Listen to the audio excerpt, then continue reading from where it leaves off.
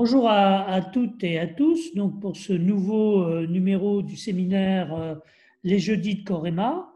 On a quelques fidèles, puis on a des nouveaux là à l'occasion du numéro d'aujourd'hui. Donc on est très content. Je suis particulièrement heureux d'accueillir à ce séminaire Wendy Pfeffer, qui nous parle depuis les États-Unis, hein, qui est une spécialiste de la littérature et de la langue occitane du Moyen Âge. Pourra donner des précisions si elle veut. Hein. Elle a depuis maintenant pas mal d'années commencé à travailler et continué à travailler sur les questions d'alimentation. Hein. Et notamment, il y a eu un livre qui s'appelle Le Festin des troubadours, c'est bien ça, je ne me trompe pas, hein, qui a déjà marqué un peu ce terrain et qu'elle continue à explorer.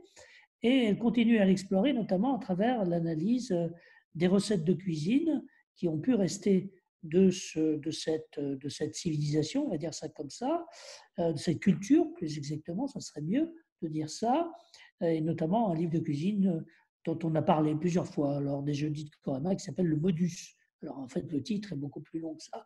On retient que le début.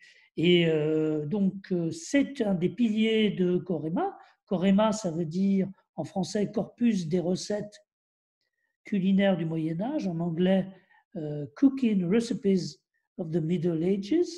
Donc vous voyez, on a réussi à avoir le même acronyme dans les deux langues, et c'est un projet qui vise, pour ceux qui ne sont pas encore au courant, donc à reprendre un peu toute cette littérature culinaire occidentale, européenne du Moyen Âge, et à l'étudier de manière un peu globale.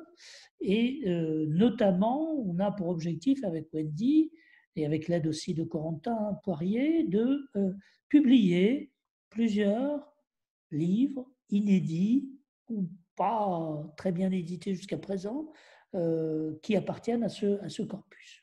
Et parmi lesquels il y a le modus dont elle parlera sans doute. Alors, Wendy était professeure émérite à l'université de Louisville, donc aux États-Unis.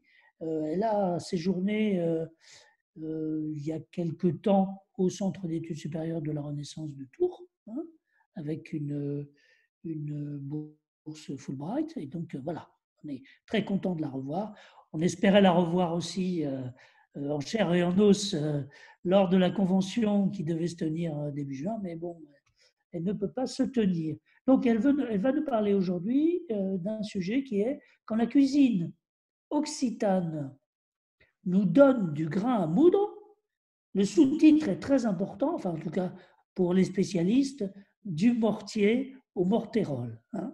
Je tiens à remercier Bruno Loriot et toute l'équipe de Corema de m'avoir invité à participer au Jeudi de Corema. On a surmonté l'attaque du Covid-19. J'espère qu'il n'y aura pas de pépins dans cette conférence par Zoom, avec une distance physique plus grande que normale, mais une proximité inouïe grâce à l'Internet. Très bien. Alors, le morterol est un plat médiéval qui survivrait jusqu'à nos jours. Cette conférence propose une étude de ce plat, dont on associe le nom au mortier, soit un ustensile nécessaire pour sa confection, soit en comparaison à la matière du même nom qui relie les pierres d'une construction. Connu dans toute l'Europe du Moyen Âge tardif, les recettes et les citations abondent, les variations du plat aussi, ce qui nous permet de voir une évolution dans le temps et dans l'espace. Je vise aujourd'hui les occurrences du morterol dans le midi de la France avec des comparaisons européennes. Avec le passage du temps, l'ère du plat s'est restreinte. Il persiste de nos jours uniquement dans le Rouergue et même dans le Rouergue peut-être à peine. Dans la cuisine médiévale, le mortier était un utile indispensable, un ustensile destiné à piler ou écraser herbes, bulbes, fruits ou même du pain ou des viandes molles, généralement en pierre, mais aussi en terre cuite ou en bois. Même dans un foyer modeste, il y avait un mortier et un pilon. documentés dans des inventaires détaillés. Bien entendu, l'équipement de la cuisine variait selon l'aisance du foyer et de l'époque. Je vous offre maintenant seulement quelques exemples. Louis Stouff a examiné de près 100 inventaires d'objets immobiliers dans la communauté d'Aix-en-Provence et environs au XIVe et XVe siècle. Vous avez ces données ici, en ordre décroissant. On constate la présence d'un mortier dans plus de la moitié des cuisines étudiées par Stouff. Cela pour dire l'importance de ces ustensiles dans l'équipement de la cuisine médiévale. Une autre collection d'inventaires a été étudiée par Marie-Laure Marandet. Elle signale, et je cite, que l'ustensile de préparation le plus répandu dans les intérieurs toulousains est le mortier et son pilon, présent dans pratiquement toutes les maisons-villes, dans 1 sur 2 pour les villages. Le pourcentage de maisons où se trouvaient ces mortiers est même supérieur à celui de Provence, c'est-à-dire supérieur aux données de Stouff. Fin de citation. Dans les inventaires toulousains, détail remarquable, le mortier est souvent fait de bois. Marandet ne compte que 2 mortiers en métal dans ses données, bien que la pierre soit la matière la plus utilisée. Elle note que d'autres instruments à but semblable existent aussi, notamment des moulins. Marandet réitère, et je cite, « L'omniprésence du mortier qui est utilisé pour broyer la viande, monder les céréales, piler les amandes, piler les épices et le sel, écraser les os et les oignons. Ils ne sont pas un luxe, on en a même 2 ou 3 par maison, à la différence du nord de la France. » Alors, dans la batterie de cuisine médiévale, la présence de mortiers et de pilons, ustensiles essentiels pour la préparation de la nourriture médiévale, est impossible à ignorer, même si ces objets ne paraissent pas toujours dans les inventaires et les comptes. Le mot mortier donne son nom au plat que l'on appelle le mortarole, un plat avec une présence et extension médiévale impressionnante. Voici ce que nous offre le glossaire de Ducange, sub verbo mortarole. Et sachez que je vais abréger pas mal de mes traductions dans ce qui suit. Selon Ducange, le mortarole est un type de soupe ou de ragoût, le mot lié bien entendu au mortier, nécessaire pour la confection du plat. Le savant cite un document de Marseille qui signale que pour les fêtes, il fallait offrir 2 potages dont un mortarole. Ducange offre encore une citation où on parle du plat, appelé dans ce deuxième cas le morteroux. Les statues de Sainte-Croix de Bordeaux, où on a offert 2 plats quotidiens, 3 les jours de fête. Ce troisième plat était un mortarole. L'infirmier, chargé de l'élevage des porcs, devait donner à l'abbé et à ses serviteurs un porc entier et des épices pour faire ce mortarole. Les moines recevaient normalement 2 assiettes de nourriture, mais pour les fêtes, ils en recevaient une 3e de mortarole. La documentation trouvée chez Ducange signale un plat connu de la Méditerranée à l'Atlantique, et on peut ajouter à ces sources. Le premier document que j'ai trouvé qui fait mention du mortarole vient de Narbonne, les statuts de l'abbaye de Saint-Paul. On y lit de Pâques jusqu'à la fête de Saint-Jean-Baptiste. Le dimanche, on servera de la viande de mouton avec du mortarole, qu'il faut comprendre comme avec du potage. On trouve 4 références au mortarole dans les contes de la commanderie de l'hôpital de Manosque afin de fêter Noël ou l'Ascension.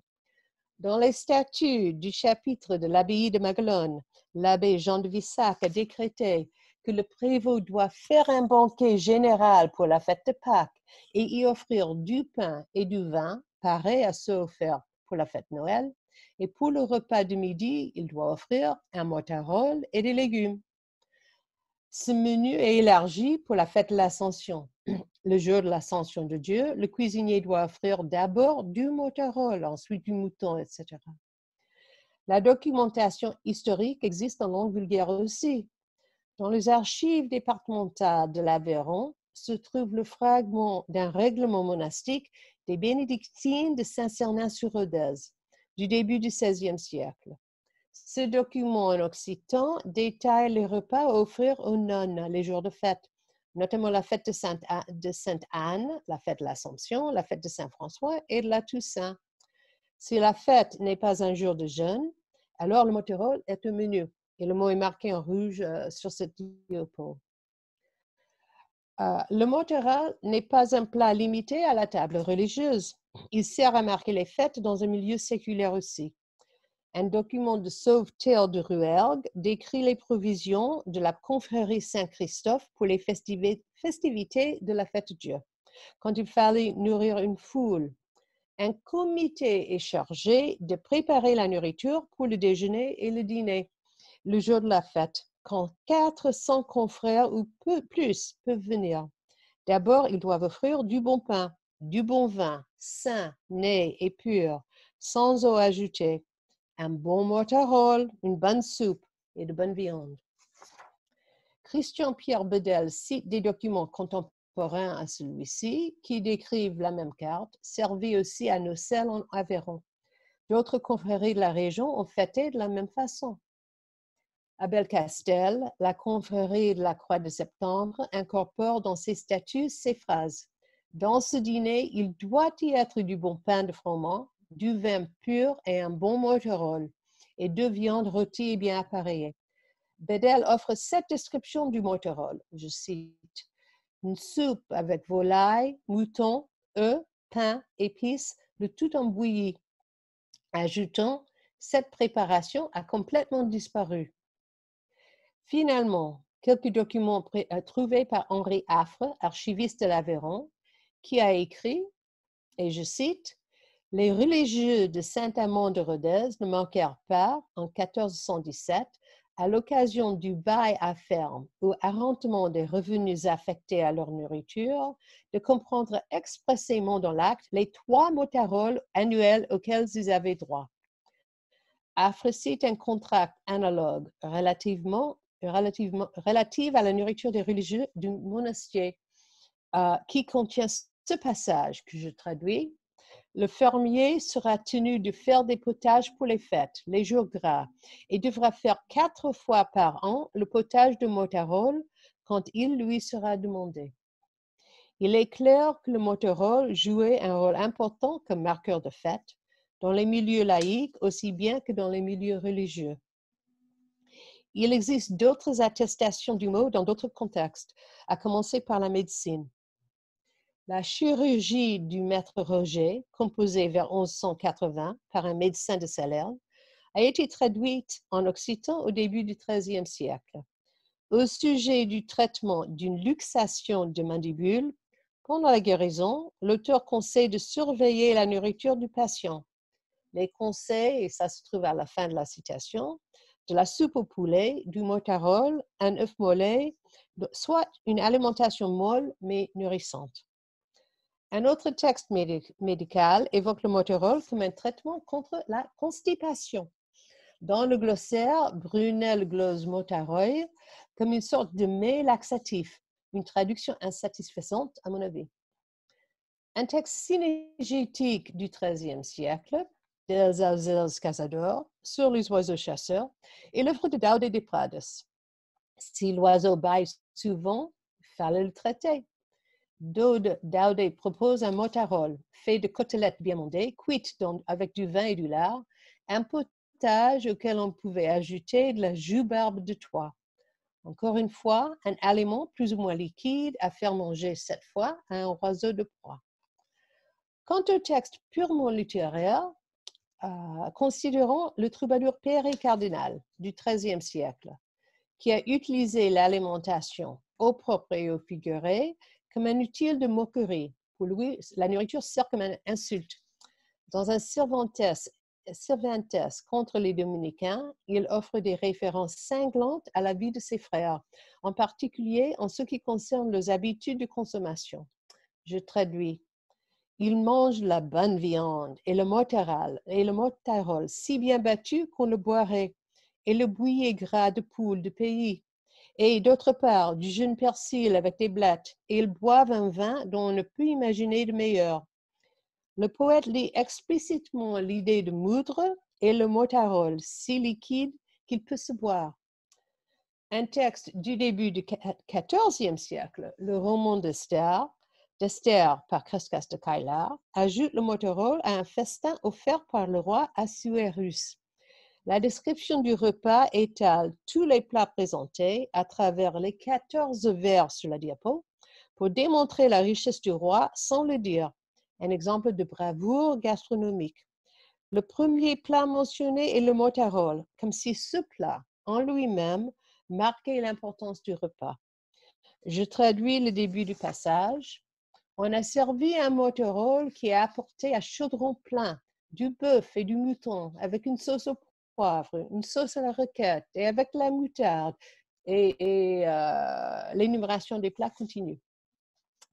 Adolphe Neubauer et Paul Meyer, les premiers à éditer ce texte, ont compris le mortereau comme une espèce de coulis. Neubauer et Meyer ajoutent que le dictionnaire de Godefroy décrit une version du plat en ancien français, le morteruel, un mélange de pain et de lait. Les éditeurs remarquent, actuellement, morteroux dans le Midi est une sorte de bouillie épaisse. Les deux savants ont essayé de comprendre leur texte, mais un festin tel que celui-ci, offert par le roi Assuérus, commencerait-il par un coulis ou par un mélange de pain et de lait? Sûrement, le plat devait être plus impressionnant à l'époque de Crescas. Ajoutons à ces exemples deux glossaires occitan-latins. Le premier, à gauche, appelé glossaire A, offre morterol insensatum, c'est-à-dire parfumé. L'auteur de la glose n'a pas traduit le mot morterol. Il a offert une description olfactive, c'est marqué en rouge là. À droite, le deuxième glossaire, plus tardif, ne donne pas de traduction de morterol non plus, mais associe clairement le mot avec le mortier, marqué en jaune, nécessaire pour sa confection. D'après ces témoignages, on constate que le mortereau médiéval était un plat servi lors des fêtes. Le milieu social importait moins que l'ambiance a créé. Et notre Bruno Loriot décrit le mortereau comme un plat recherché. Selon mes recherches, la connaissance occitane du mortereau s'étendait de Manosque en Provence, Marseille à Narbonne sur la côte méditerranéenne, jusqu'à Bordeaux à l'ouest et au nord à Belcastel dans le Rouergue. Je suis en train maintenant de chercher une référence pas loin de Montauban. Dans le répertoire de livres de cuisine médiévaux, on n'a qu'un seul exemple provenant du midi de la France, le modus, un texte en latin, farci de mots et d'expressions occitans.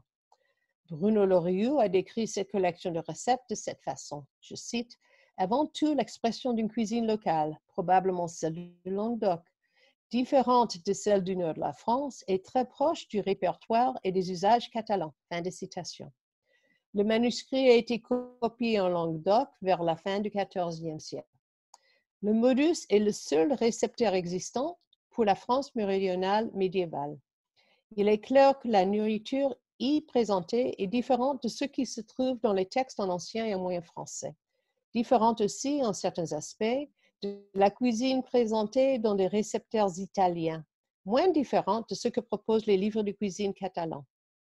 La collection occitane offre aux cuisiniers expérimentés une guide de préparation de sauces, des viandes, des plats de carême. Dans la totalité des 51 recettes du modus, 69% utilisent un terme équivalent à moudre ou broyer, à compléter par les adjectifs haché et mondé. Pour faire cette cuisine, on avait besoin d'un, sinon plusieurs mortiers. La collection offre deux recettes pour faire le mortereau et je marque le mot en rouge sur le diapo. Une version pour carême et une version pour les jours gras. Il est à signaler que l'emploi du mortier n'est pas spécifié. Voici la première. Il faut du lait d'amande, du poisson bien cuit et du pain. On dilue les épices dans le lait pour faire une sorte de potage de poisson, coloré au safran et épicé au poivre, à la cannelle et au gingembre. Dans cette recette, le mortier pouvait servir pour faire le lait d'amande et pour broyer ensemble le poisson et le pain. Dans la deuxième recette, pour un jour gras, le cuisinier médiéval incorpore de la viande, du mouton cuit avec du gingembre, du poivre et du safran, des épices moulues ensemble. Ensuite, du pain et du lait d'amande pour faire le potage. La recette invite à ajouter du sucre ou faire de même avec les œufs et du fromage. Ajoutons les œufs battus et le fromage au potage. Carole Lambert comprend la fin de la recette à partir des mots civis facere comme une troisième option, moins maigre que celle pour carême. Remplaçons le mouton par des œufs et du fromage. Utilisons le lait d'amande au lieu de bouillon gras. Dans les trois exemples, le lait d'amande est toujours présent, ainsi que le poivre, le safran, le gingembre, le pain. Que la protéine soit du poisson ou de la viande, il est broyé. C'est un potage épais. Dans la Catalogne, on trouve d'autres exemples de motarol. Je parlerai de deux types de sauces catalanes, une médicale, l'autre culinaire. Le premier exemple vient d'Arnaud de Villeneuve, qui fait référence au motarol dans son régime de santé préparé pour le roi Jacques II d'Aragon, un regimen sanitatis. Arnaud conseille au lecteur, et quand les plats sont faits à partir de la chair et de la graisse écrasées ensemble et denses, comme le motarol, ils sont à éviter. Le motarol est connu de l'auteur et de son lectorat, sans besoin d'explication. Le régimen a été traduit en catalan par le médecin de la cour d'Aragon, peut-être pour l'épouse du roi, la reine Blanche d'Anjou. Dans cette traduction, le conseil d'Arnaud prend cette forme. On doit éviter de manger de viande de choix et préparer à la graisse, comme c'est le cas du motarol. Au début du XIVe siècle, le motarol était évidemment assez connu en Aragon. Un récepteur pharmaceutique catalan du XVe siècle, le réceptaré de Michel Johan, évoque le motarol pour expliquer comment préparer un médicament contre les maladies du ventre. La recette conseille de préparer le médicament comme un motarol, notre plat employé comme une comparaison qui suffit à elle-même. Le plat devait être connu à tout pharmacien. On a une référence semblable dans les Flos de les Medicines, où nous trouvons, quand il est épais comme un motarol, on l'enlève du feu. Les récepteurs catalans ne font pas défaut non plus. Le livre de Sainte-Sophie offre deux recettes de motarol. La première est assez détaillée. Préparez un bon bouillon de mouton et de poule. Prenez une cuisse de mouton. Hachez la partie maigre. Ajoutez du gros lard, porc frais, pain émietté. Faites cuire l'ensemble avec le bouillon gras. Une fois épicé, rectifiez en sel et retirez du feu.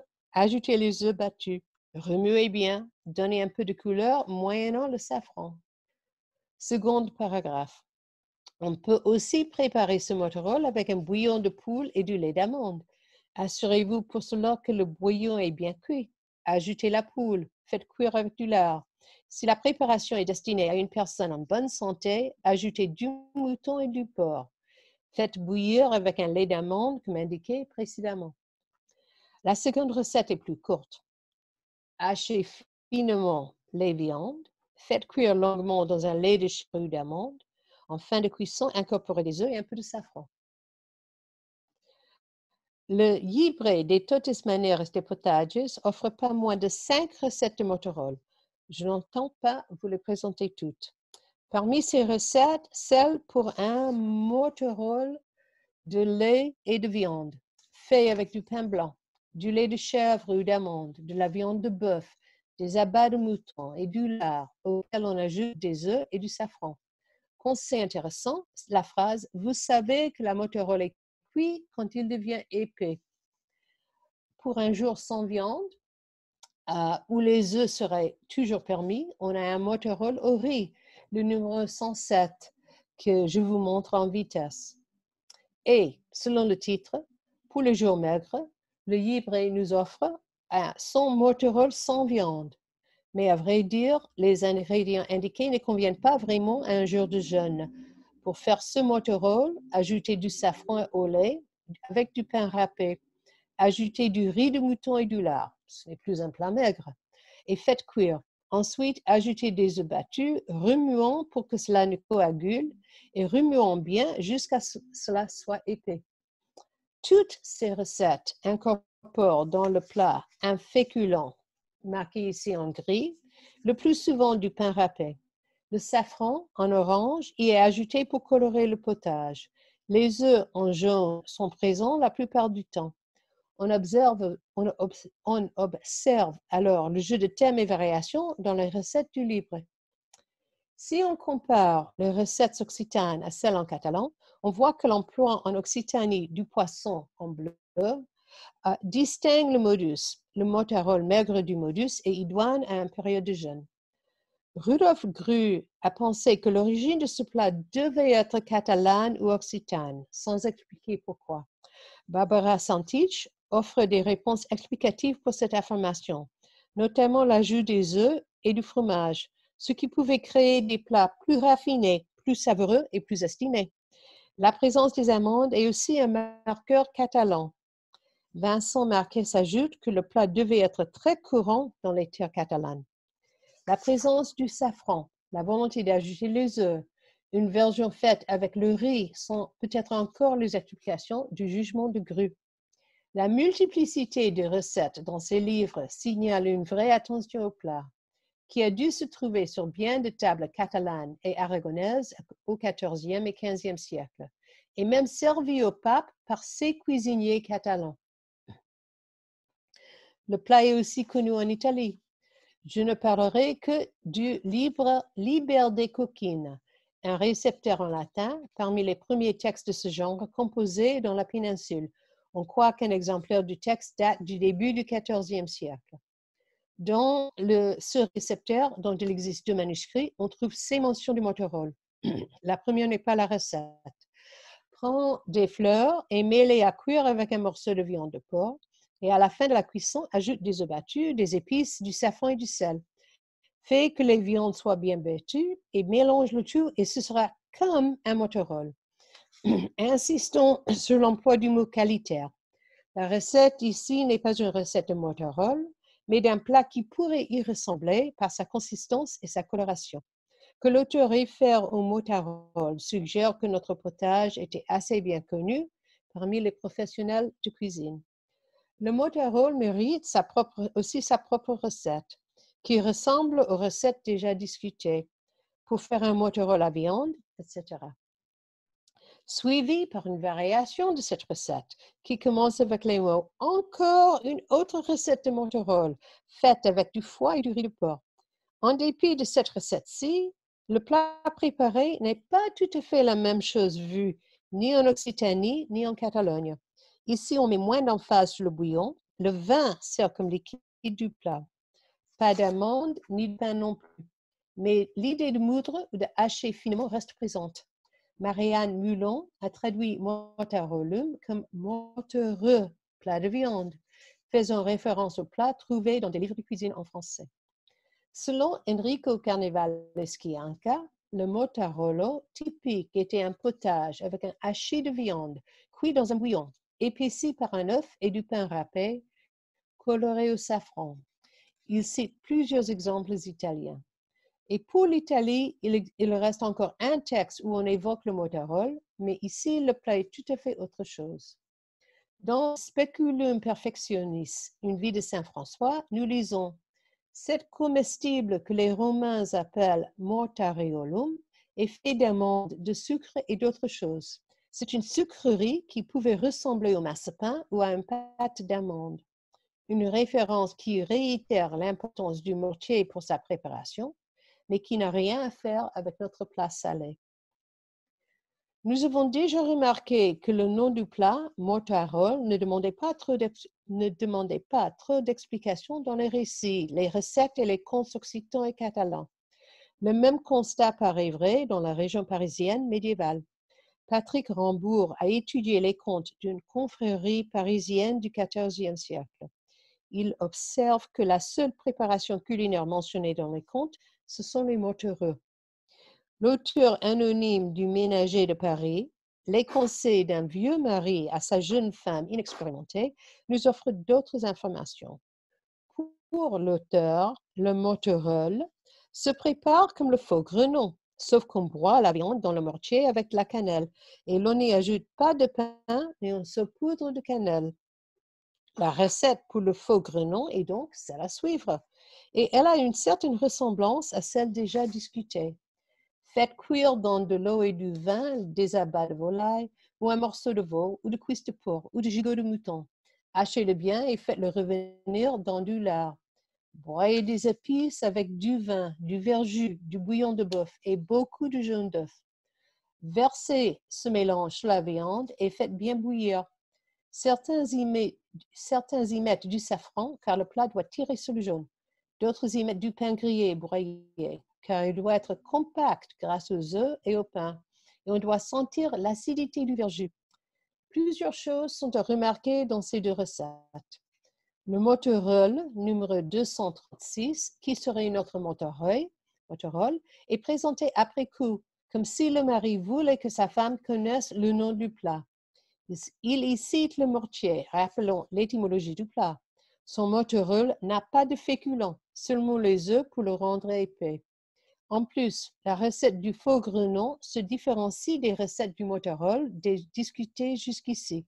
Le faux grenon, bien jaune, met en face le goût aigre du verjus. L'auteur insiste sur cette acidité. Le verjus, c'est un ingrédient trouvé en aucune recette occitane, catalane ou italienne. Selon Terence Scully, le faux grenon est un pâté de viande de couleur jaune, assez rigide, avec le goût distinctif du verjus, comme on observe dans cette recette. C'est une autre mode et un autre monde culinaire. Le plat a continué son voyage médiéval jusqu'en Angleterre, où les livres de cuisine offrent des recettes qui évoquent toujours le mortier. Dans la collection de récepteurs publiés par Constance Hayet et Sharon Butler, Curry en English, on trouve des recettes qui répondent au titre de mortrellus, de mortruse ou de mortruse blanc, ce dernier ignorant complètement la couleur jaune du plat. Thomas Austin a proposé qu'un mot anglais moderne, mortress, un plat de viande hachée, perpétue la tradition médiévale. Et la version anglaise de Wikipédia offre un deuxième plat sous le vocable mortis, food. Un mortis ou mortrose, etc., était un pâté de poulet et de poisson, mélangé avec des amandes moulues, fait en Angleterre à l'époque médiévale et Renaissance. On le connaît d'après le livre de cuisine The Form of Curry. Les recettes anglaises nous rappellent le plat français, moins le verjus, et peut-être aussi la sucrerie italienne appréciée par Saint François. Mais ce n'est pas un potage. Je dirais que ce n'est pas un motorol non plus. Rudolf Grue était convaincu qu'une collection de recettes composées en danois et datées aux environs de 1300 a été la traduction d'une œuvre intérieure qui, je cite, représentait une cuisine originaire de l'ensemble Languedoc-Provence-Catalogne. Grue a fondé sa conclusion sur l'utilisation d'ingrédients trouvés dans cette ère, notamment les amandes et le safran. Or, ce n'est pas seulement l'inclusion des amandes et du safran qui pourrait marquer la recette danoise comme méditerranéenne, mais le fait que le résultat est dans le genre de potage et pas de pâté. Comme traduit le titre de cette recette, mortruse, un potage onctueux de poulet et de porc. Grue et Hayet ont publié les 4 manuscrits danois de cette tradition, dont 2 offrent comme nom du plat quelque chose qui rappelle les timons de mortier. Ici, la recette d'un de ces manuscrits, celui de Wolfenbüttel. On doit prendre une poule bouillie et enlever la viande complètement. Ajouter de la viande de porc coupée en petits morceaux, du vin et du pain blanc émietté et laisser bouillir. Épaissir avec des jaunes d'œufs battus. Et quand on va le servir, poudrer avec des épices. On l'appelle mortel de poule. On a l'impression d'un potage plutôt qu'un pâté. Tout dépend de la quantité de vin ajouté, ce qui pourrait confirmer la proposition de Grue que l'origine de cette recette se trouve près de la Méditerranée. Continuer l'histoire du motorol n'est pas difficile. Il est clair que le plat a persisté dans le Rouergue. Nous avons cette description dans le dictionnaire du département. L'abbé Vessier localise cet usage au canton de Villeneuve. Les composants de cette recette ne sont pas trop éloignés de la version médiévale. Selon cette description, le motorol est un plat unique, plutôt dans la catégorie de potage que de pot-au-feu. L'ajout de la courge est intéressant, indiquant l'évolution du plat dans le temps. Un poète rouerguais, Boutistou, nom de plume de Paulin Marty, a commémoré le plat dans des vers. Dans son poème, Marty offre une recette versifiée et une description du plat qu'il appelle le moutaille d'Ole. et qu'il associe intimement à la ville de Villefranche. C'est un plat villefranchois par excellence, dit-il. Selon lui, le potage nourrit en même temps l'âme et le ventre, notant que sur sa table, le roi n'a rien de semblable. Il conclut avec une exclamation, vive, vive le Motorola. La recette offerte dans le poème insiste sur l'aspect liquide et sur la nécessité d'une longue cuisson sur feu doux. À la même époque, Henri Affre a publié le Dictionnaire du Rouergue, où nous trouvons cette description.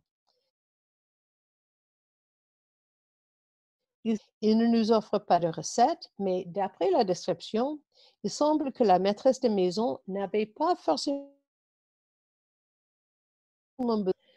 Le livre de cuisine Les bons plats de France indique clairement les changements de présentation. L'auteur décrit quelques plats de l'Aveyron, y compris le Motorola. On a le potage et les viandes qui se mangent à part. C'est la présentation moderne quand le mortier n'entre plus en jeu, sauf pour expliquer le nom du plat. D'autres livres de cuisine confirment cette présentation aux convives en 2 étapes, ou même oublient le potage complètement, comme a fait Eugène Sol. Donc, photo avec les deux étapes. Dans un livre de cuisine de sa région natale, Fernand Molinier raconte que, je cite, le moutarole est préparé les jours de fête et qu'il constituait, tellement il était mangé épais, c'était la mode autrefois, un véritable plat de résistance. Suit sa recette pour ce qu'il appelle le bouillon de pain. Où suis-je? Voilà Molinier. L'emploi de l'imparfait, marqué en bleu, laisse comprendre que le plat ne se fait plus. D'autres recettes de la même collection restent présentes. D'autres témoins décrivent le Motorola, utilisant aussi l'imparfait, comme un plat préparé après la mort, servi à la famille en deuil 8 jours après l'enterrement. Anne Panton observe que le Motorola a persisté dans le Quercy, où, selon elle, il a la forme d'une soupe au safran. Selon Panton, il y en avait 2 versions, un potage et une casserole de bœuf haché, accompagnée de marrons et de navets, les 2 consommés lors de fêtes. En ceci, elle continue les observations de Sol, qui a décrit le Motorola comme un mets propre au Quercy. Panton raconte qu'elle n'a pas trouvé de recette pour la version pot-au-feu. Elle offre aux lecteurs anglophones simplement une version potage. En dépit de ce que dit Panton, des recettes pour une version pot-au-feu existent, comme cet exemple à donner, où Husson et Galmiche traduisent moutarole comme poule au pot au safran. Ces auteurs présentent la recette comme un trésor gastronomique de Villefranche-du-Rouergue. C'est la ville de Boutistou. Nous observons l'évolution du plat vers quelque chose idoine pour un grand repas, présenté en 2 étapes. Dans une collection de recettes publiée en 1983, Jean Delmas décrit le Motorola ou soupe au pain en reprenant une description du Motorola publiée au début du XXe siècle. L'aspect potage est indéniable, mais cet usage s'en va, dit-il. Sans doute, l'idée de Motorola persiste jusqu'à nos jours, certainement en Rouergue. Y a-t-il un rapport avec les recettes médiévales? Peut-être pas, puisque le mot Motorola implique le mortier, disparu de la préparation. Le nom du plat existe toujours, mais représente aujourd'hui quelque chose de bien différent. À partir du mortier, ustensile indispensable pour toute cuisine médiévale qui se respectait, on est passé au Motorola, à un plat fait avec ce mortier.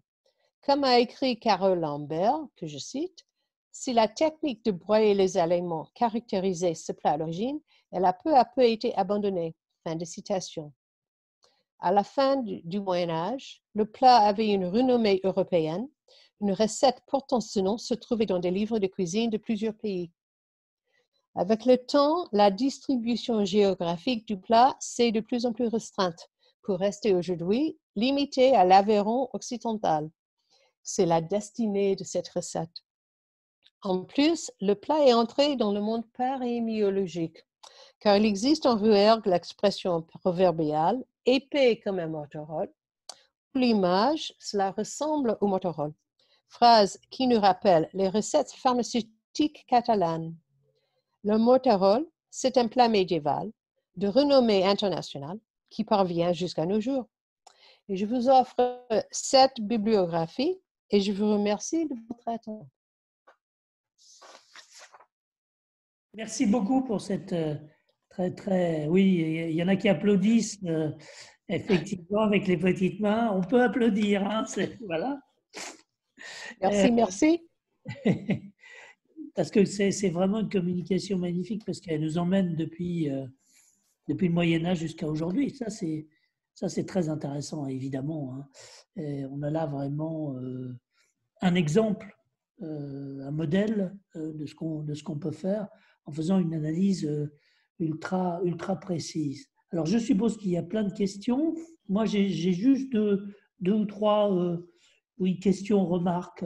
Sur la question du potage, quand tu dis c'est potage, bon, tu penses un potage médiéval, c'est-à-dire, tu vois, c'est pas forcément un mets liquide, ou tu penses un potage plutôt dans son sens actuel, c'est-à-dire plutôt une soupe, quoi. Nous n'avons pas de proportion pour les recettes médiévales. Il est très difficile de savoir la liquidité du plat préparé, n'est-ce pas? Si le cuisinier a ajouté beaucoup de lait d'amande, beaucoup de liquide, on a effectivement quelque chose de très liquide.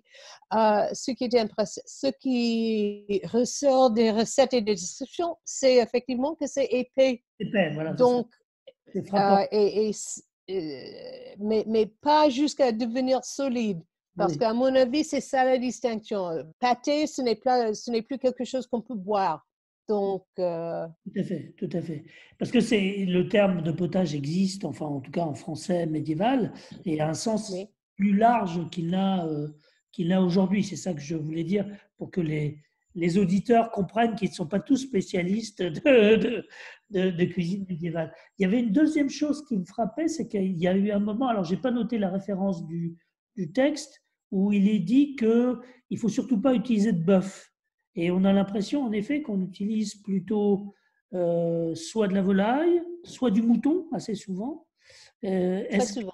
Est-ce que le fait qu'on utilise du mouton, comment est-ce qu'on pourrait l'interpréter, à ton avis? À mon avis, c'est un peu une recette curieuse parce que c'est pour les fêtes, ça doit être impressionnant. On s'attend à ce qu'on emploie les meilleures viandes. Mais qu'est-ce qu'on va faire avec ces meilleures viandes? On va les hacher, on va les couper, on va les bouillir. Donc, de notre époque, il y a une contradiction là parce qu'on va perdre cette qualité de viande dans la préparation. Je crois que les gens ont employé les viandes disponibles Oui. selon les ressources du coin, mais aussi selon le calendrier. Il y a certainement un exemple aveyronnais où le plat est préparé pour les religieux et il est signalé qu'il ne faut pas ajouter la viande qui n'est pas propre pour ces mangeurs. Donc, Oui. il y a... Et surtout, il y a l'idée de variation sur le thème. Donc, les viandes ajoutées peuvent être très variables. Parce que le mouton, c'est quand même très connoté méditerranéen. Il y a eu les travaux de cet historien espagnol dont j'ai oublié le nom récent, qui ont montré que c'était véritablement quelque chose qui était, par exemple, typiquement catalan, hein. Donc il y avait une volonté de... Oui.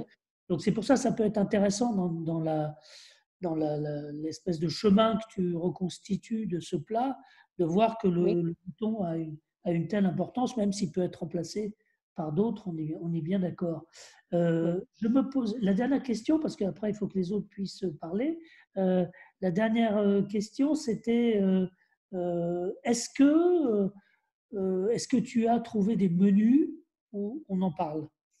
Parce qu'il y a les recettes, et puis il y a les menus. Alors, quelque part, les coutumiers monastiques, c'est presque des menus d'un certain côté, parce qu'ils disent ce qu'il faut Oui. manger en fonction des jours de fête, etc. etc.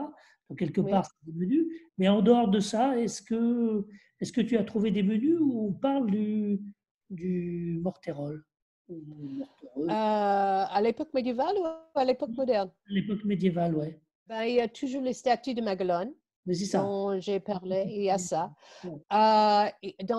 Effectivement, dans les statuts monastiques, c'est dans ce genre. On étale ce qu'il faut présenter sur la table pour telle ou telle fête et on a effectivement le Motorola. J'ai mis quelques exemples dans les diapos. D'accord. Oui, c'est ça. D'accord. OK. Eh bien, je crois l'avoir vu dans un menu, mais j'arrive pas à me souvenir lequel. Mais je te le dirai. Je m'y attends. Moi, je reviens toujours à la consistance hein, du Morterol, parce que c'est Oui, quand même un. Même si je suis bien d'accord, le point crucial, c'est le fait qu'il soit haché au mortier, broyé au mortier, ça, on est d'accord, hein, oui. comme d'autres plats, mais bon, ça constitue encore plus son identité, parce qu'à un moment, je crois que c'est les statuts de Jean de Vissec, mais j'en suis pas sûr, où il est dit que le morterolle est dans une parapsidée, dans un plat, tu vois. Et parapsidée, c'est pas forcément un plat creux, enfin, tu vois. Donc je me demandais quelle consistance il pouvait avoir. Ça peut être une réflexion, ça. Dans les récepteurs catalans, on parle toujours de le servir dans une écuelle. Ouais, d'accord. Donc, Donc tu penses ça ne qu'il y a peut une pas être partie plat, ça va être un peu creux quand même. un peu creux, donc il y a une partie, une consistance un peu molle, quoi. Bon. Oui, oui, Bon, les rapprochements avec Arnaud de Villeneuve sont tout à fait passionnants, évidemment, parce que là, on est au cœur du sujet, on est au cœur du moment. Effectivement, pour ceux qui ne connaissent pas, je précise hein, que Arnaud de Villeneuve, on lui a attribué beaucoup de régimes de santé, mais le seul qui soit vraiment de lui à 100%, on en est sûr, c'est celui qu'il a dédié effectivement au roi d'Aragon. Hein. Celui-là, il est vraiment. Et c'est celui où il y a le plus d'indications alimentaires, culinaires. Donc, c'est une source formidable et une fois de plus, c'est démontré. Oui, alors, il y a une chose intéressante, là on rentre vraiment dans les détails, c'est le Liber des Coquina. Parce que tu as donné une recette du Liber des Coquina euh, dans laquelle il y a une variante dans un des manuscrits pour oui, dire c'est du morterol, oui, mortarolum ou un truc comme ça. Et oui, le manuscrit, c'est le manuscrit B, donc c'est le manuscrit 9328, et ce manuscrit, oui. très vraisemblablement, il est originaire d'Italie et peut-être même d'Italie du Sud. Hein. Pour la langue Ah, d'Italie du oui, Sud, la langue c'est-à-dire le latin, pour oui, l'écriture Italie. Hein. oui. C'est une écriture, l'écriture dite bolognaise, donc la ronde, c'est une écriture typiquement italienne. Donc c'est intéressant. L'autre est un manuscrit écrit en France, Oui. début du XIVe siècle. C'est le même texte, mais et celui-là est un manuscrit italien. Donc c'est vraiment très très intéressant ça qui est cette variante-là, surtout si on pense que le morterol c'est vraiment un plat méditerranéen, hein, en effet. Donc là c'est vraiment.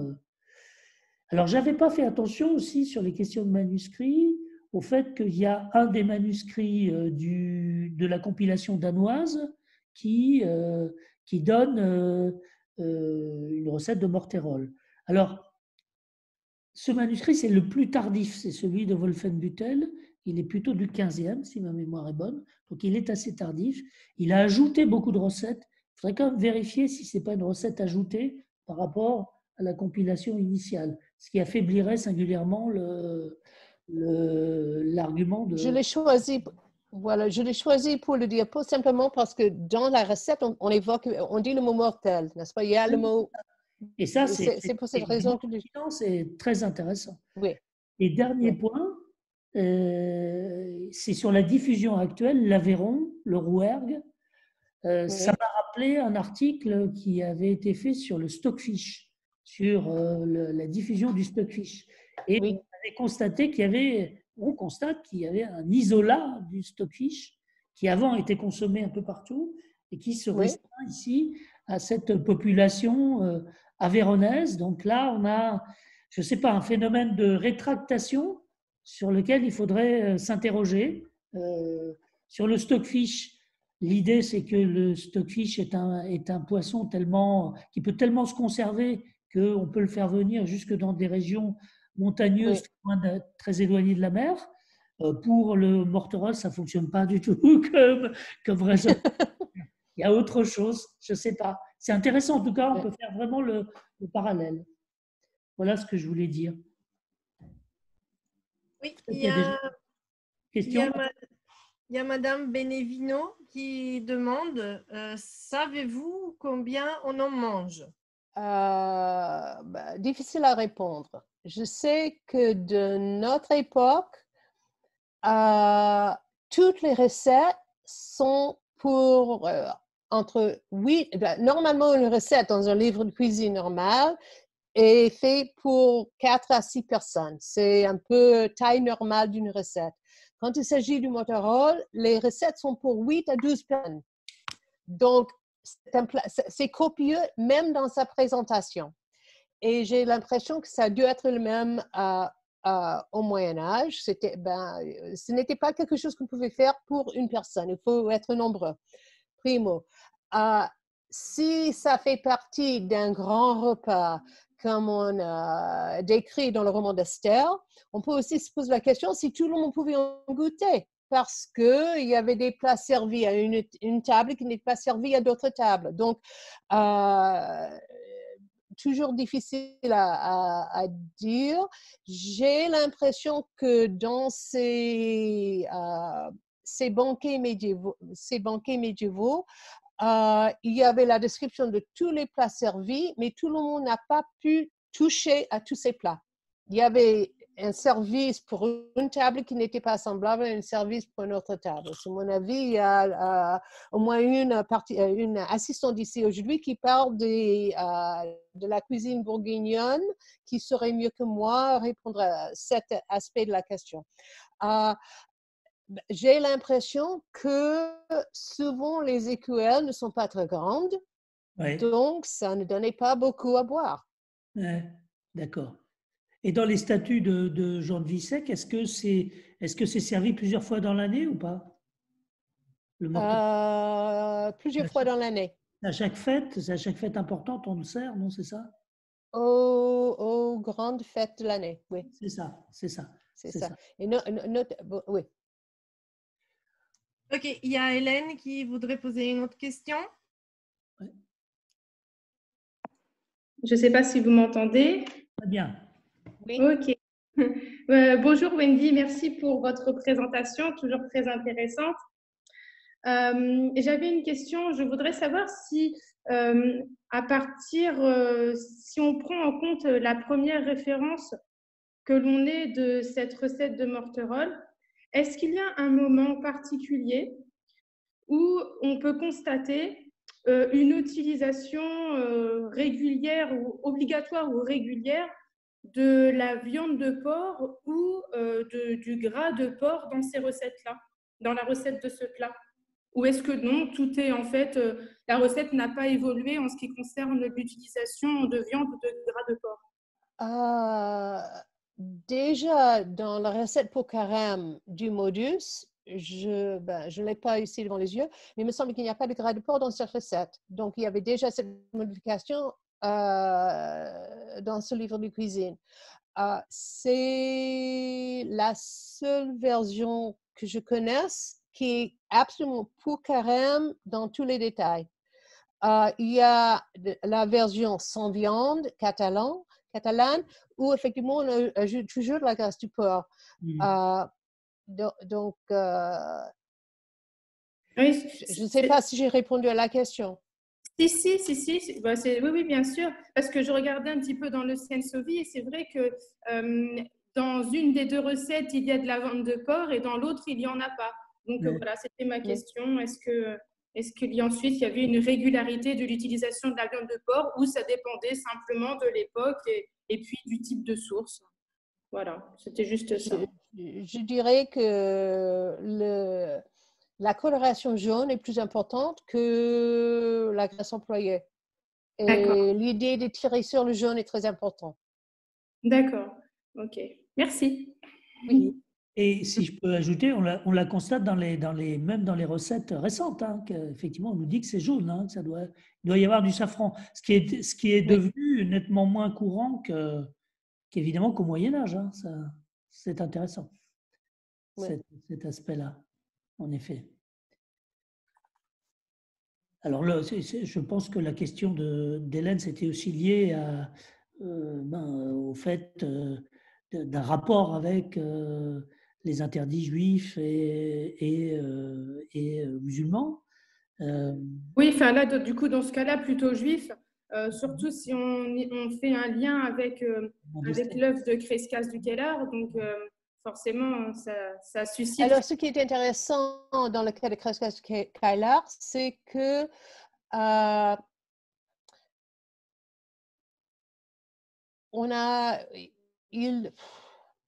c'est un médecin juif. Oui.